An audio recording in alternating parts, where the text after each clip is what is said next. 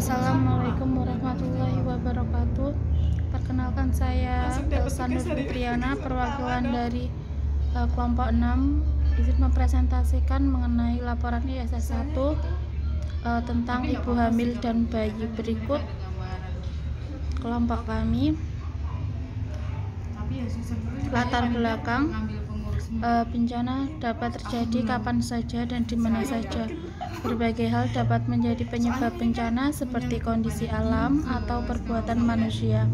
Bencana yang terjadi akan mengakibatkan kerugian material, kecacatan, bahkan kehilangan nyawa. Bila terjadi bencana, maka kelompok rentan seperti ibu hamil dan bayi, anak dan lansia mempunyai risiko lebih besar mengalami dampaknya. Perawat mempunyai peran penting untuk membantu mengatasi masalah yang dialami oleh kelompok rentan dalam penanggulangan bencana. Tujuannya, mahasiswa mampu memahami manajemen keperawatan sebelum bencana pada ibu hamil dan bayi. Mahasiswa mampu memahami manajemen keperawatan saat bencana pada ibu hamil dan bayi. Mahasiswa mampu memahami manajemen keperawatan setelah bencana pada ibu hamil dan bayi. Keperawatan bencana pada ibu hamil dan bayi sebelum bencana. Melihat dampak bencana yang dapat terjadi, ibu hamil dan bayi perlu dibekali pengetahuan dan keterampilan menghadapi bencana.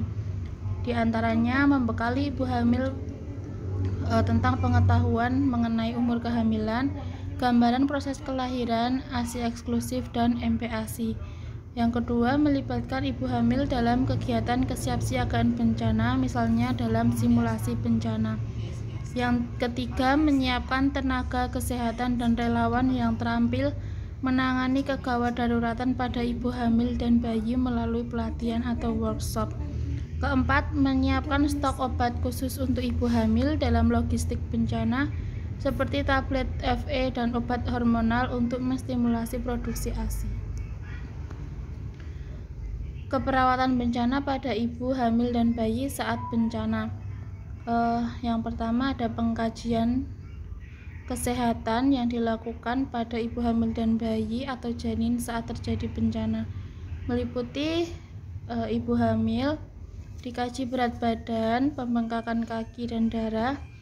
Berat badan diukur dengan timbangan, hasil pengukuran dibandingkan dengan pengukuran sebelumnya.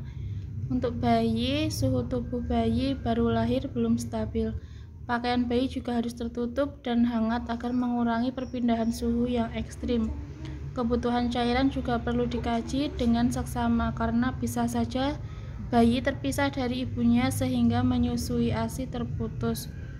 Bayi yang kehilangan atau terpisah dari ibunya karena ibu sakit atau meninggal bisa dicarikan donor ASI dengan syarat keluarga menyetujui pemberian ASI donor. Masalah kesehatan yang bisa terjadi pada ibu hamil, janin, dan bayi serta penanganannya, yaitu tekanan darah rendah, janin kurang oksigen, hipotermi, dan menyusui tidak efektif. Keperawatan bencana pada ibu hamil dan bayi setelah bencana. Setelah bencana, ibu dan bayi menjalani kehidupan yang baru. Pengalaman menghadapi bencana menjadi pelajaran untuk ibu untuk memperbaiki hidupnya. Ibu yang masih dapat mempertahankan kehamilannya dipantau terus kondisi ibu dan janin agar melahirkan dengan selamat pada waktunya. Bagi ibu yang sudah melahirkan, fungsi dan tugas ibu merawat bayi harus tetap dijalankan, baik di tempat pengungsian ataupun di lingkungan keluarga terdekat.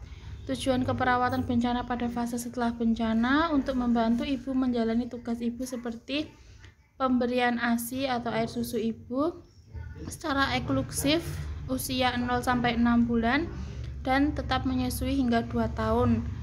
Pemberian susu formula hanya dapat diberikan jika ibu bayi meninggal, tidak adanya ibu susuan atau donor ASI.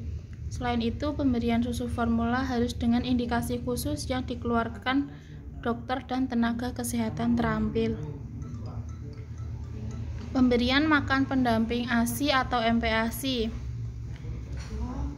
ASI dan MPASI berkualitas bukan hanya sebagai pemenuhan kebutuhan tubuh bayi dan anak, akan tetapi merupakan life saving untuk keberlangsungan hidup jangka pendek maupun jangka panjang. Adapun syarat MPASI berkualitas adalah MPASI disediakan berdasarkan bahan lokal dengan menggunakan peralatan makan yang higienis. MPASI harus yang mudah dimakan, dicerna, dan dengan penyiapan yang higienis. Pemberian MPASI disesuaikan dengan umur dan kebutuhan gizi bayi. MPASI harus mengandung kalori dan mikronutrien yang cukup seperti energi, protein, vitamin, dan mineral yang cukup, terutama Fe, vitamin A, dan C. MPASI pabrikan hanya alternatif darurat. Penggunaannya tidak lebih dari 5 hari pasca bencana. Makanan siap saji untuk ibu menyusui pada 5 hari pertama pasca bencana dengan memberikan makanan yang baik bagi ibu. Sama artinya dengan menjamin pemberian ASI kepada bayi dan anak. Kesimpulan, dalam kondisi bencana, ibu hamil dan melahirkan serta bayinya perlu mendapatkan prioritas penanganan karena ada 2 nyawa sekaligus yang harus diselamatkan. Keperawatan bencana pada ibu hamil dan bayi sebelum bencana diarahkan untuk menyiapkan pengetahuan dan keterampilan ibu untuk siap siaga menghadapi bencana melalui keikutsertaannya dalam seminar, pelatihan, workshop, simulasi bencana. Sedangkan keperawatan pada ibu hamil saat bencana yaitu pengkajian pada ibu hamil, bayi, serta penanganan masalah kesehatan yang terjadi. Hal-hal yang harus diperhatikan dalam penanggulangan bencana pada ibu hamil dan melahirkan yaitu mengurangi risiko tekanan darah rendah, meningkatkan kebutuhan oksigen, mempersiapkan kelahiran yang aman, perawatan bayi baru lahir. Sarannya sebaiknya dampak bencana dapat diminimalkan, diperlukan pemahaman serta pelatihan bagi relawan kesehatan mengenai manajemen keperawatan bencana pada kelompok rentan.